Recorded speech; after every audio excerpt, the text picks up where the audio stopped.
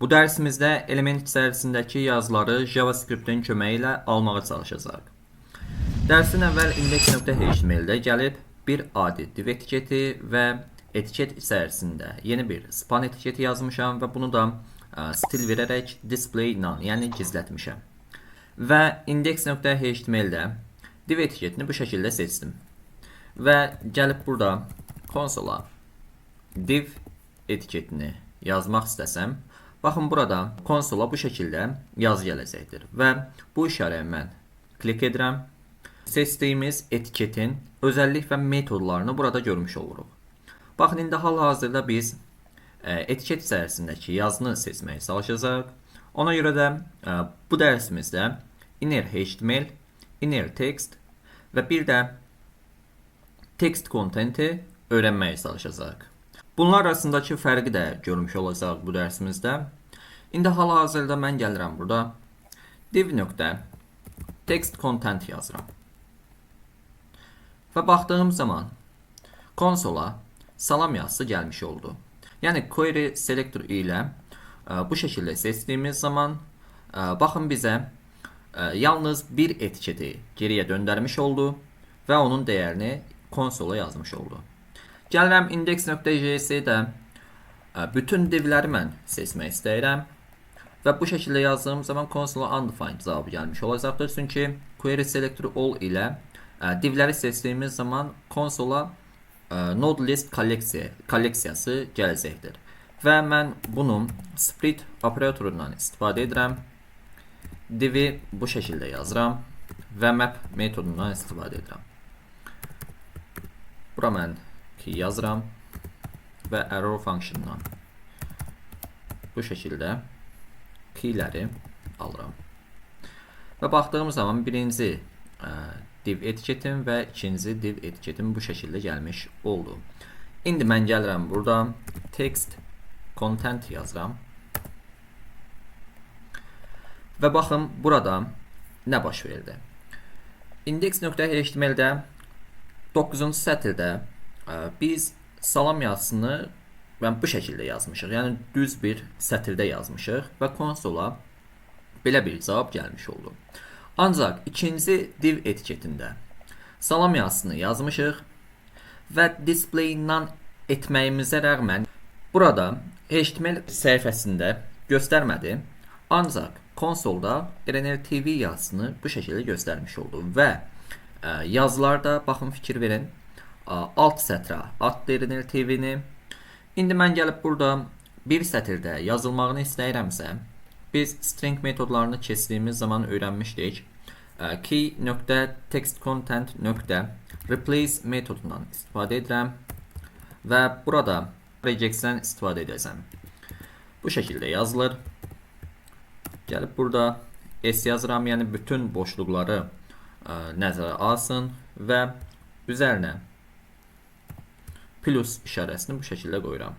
Və bu bütün belə deyək, qlobal şəkildə yazılmış olsun və bunun trim metodundan istifadə edirəm.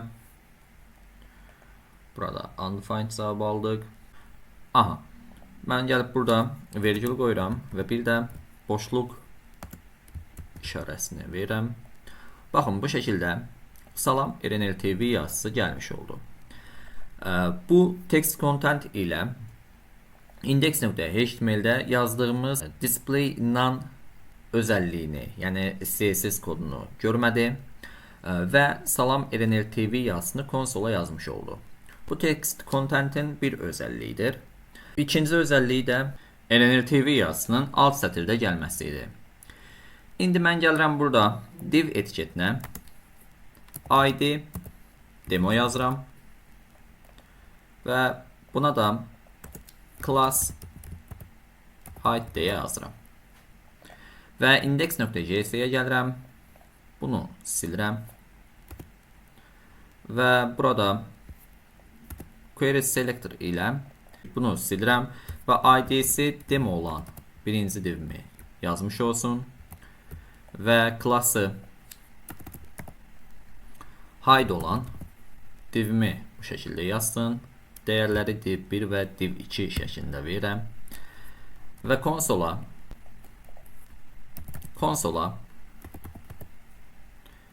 div1 nöqtə inner text yazıram. Baxın, birinci divimin dəyəri bu şəkildə gəlmiş oldu. Bəs mən gəlib burada div2 nöqtə inner text yazsam, baxın qarşımıza yenə salam yazısı gəlmiş oldu. Yəni inner text nə etdi? Inner text index.html-də yazdığımız CSS kodunu burada oxudu və display ilə olduğuna görə RNRTV yazısını konsolda göstərmədi. Yəni bu inner textin CSS kodunu görməsidir. Ancaq text content isə bunu görmür və salam RNRTV-ni olduğu kimi konsola yazmış olur. İndi gəlirəm burada index.js-yə inner HTML yazıram. Baxın, birinci dəyər salam olaraq gəldi. İndi ikinci divə inner HTML yazdığım zaman və yeniləyirəm.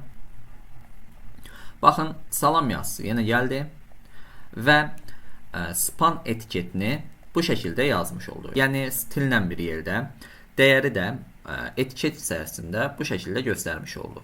Inner HTML elementin içindəki bütün HTML kodunu qaytarır. Ona görə də span burada string kimi görünmüş olacaqdır. İndi inner HTML, inner text nə zaman istifadə olunur?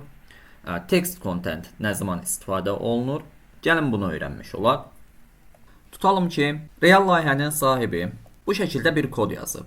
Misal, login işləmini bu şəkildə kodlaşdırıb və index.js-də bu kodu, yəni istifadəçidən gələn məlumatı output-a inner HTML vasitəsilə göndərmiş olur. Tutalım ki, mən gəlirəm burada əli yazıram, göndərə basıram.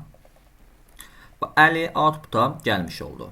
İndi düşünə bilərsiniz ki, bu normal bir şeydir. Yəni bir yazını output-a bu şəkildə göndəririk. Ancaq burada nə baş verir? Biz input-a inner HTML vasitəsilə yazdığımız zaman bunu üçüncü tərəf, yəni hakkerlər ələ keçirmiş olur. Necə ələ keçirir? Gəlir burada input-a hər hansısa bir skript əlavə edir. Misal, istifadəçinin giriş olduğu zaman onun cookiesini bu şəkildə ələ keçirmiş olur. Yəni bunu Ctrl+X edirəm, input-a bu şəkildə əlavə edirəm və hacker göndər düyməsinə tıkladığı zaman bu artıq istifadəçinin brauzerində qalmış olur. Yəni real layihənin sahibi bunu, yəni bu skripti görə bilmir. Bu artıq serverdə yox, istifadəçinin brauzerində qalmış olur və istifadəçi hər login işləmini həyata keçirdiyi zaman onun məlumatlarını ələ keçirmiş olur və bu şəkildə istəmədiyimiz bir hadisə ilə qarşılaşmış oluruq. Ona görə də biz çox vaxt inner HTML ilə yox, text content ilə bunu yazmalıyıq. Yəni mən gəlib yenə də əli yazdığım zaman göndərə tıklayıram, text content. Üzr istəyirəm. Bunu yorumlayaq bu şəkildə və hər hansısa bir şey yazıram, göndərə tıklayıram. Baxın, bu şəkildə yazımız gəlmiş olacaqdır. Yəni bu artıq string formatında gəldi. Bu yazımız string formatında gəldi və hacker bunu bu şəkildə yazsa belə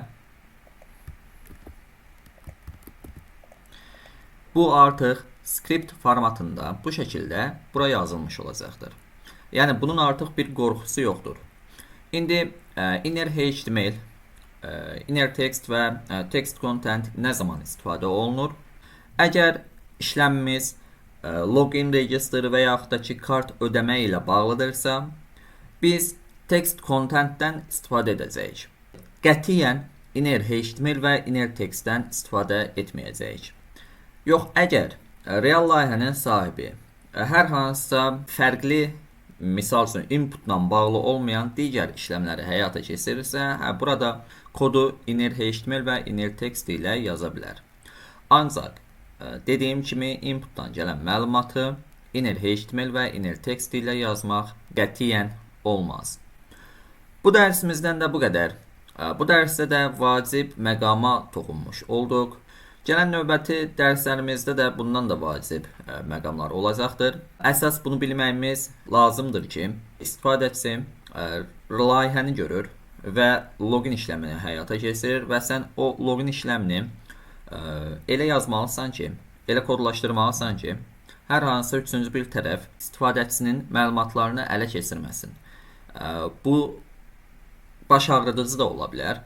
Və bu istifadəçidə bizə, yəni biz developerlərə inamın azalmağına yol aça bilər. Bu dərsimizdən də bu qədər. Gələn növbəti dərslərimizdə görüşənə qədər özünüzə yaxşı baxın. Hələlik.